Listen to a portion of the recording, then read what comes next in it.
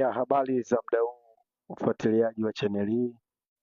Kwa siku ya leo, Jeshi la Polisi Tanzania limetangaza kuwa watuhumiwa 36 kati ya 130 waliokamatwa kwa tuhuma mbalimbali za uhalifu wamefikishwa mahakamani.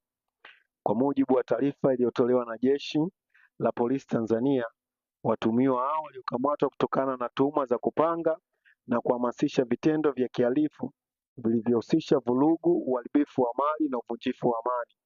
Taarifa hiyo imeeleza kuwa baadhi ya watuhumiwa waliohusishwa na matumizi ya mitandao ya kijamii na njia nyingine za mawasiliano katika kuhamasisha mikusanyiko isiyofuata sheria, pia kusambaza jumbe za uchochezi pamoja na kuandaa mipango ya vitendo vya uhalifu.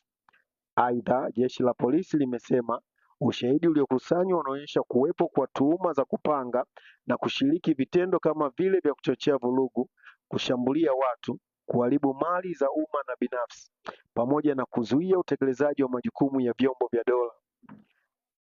Kati ya waliokamatwa, baadhi walifikishwa mahakamani katika mikoa mbalimbali nchini, huku wengine wakiendelea kufanyiwa uchunguzi kutokana na ushahidi unaoendelea kukusanywa.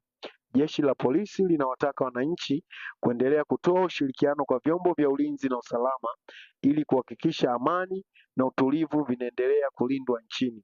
Taarifa hiyo imetolewa na msemaji wa Jeshi la Polisi Tanzania DSP David Misime leo Jumapili ya tarehe 26/2026. Kwa hiyo watu 36 wafikishwa mahakamani kwa njama za kuvuruga amani katika nchi ya Tanzania.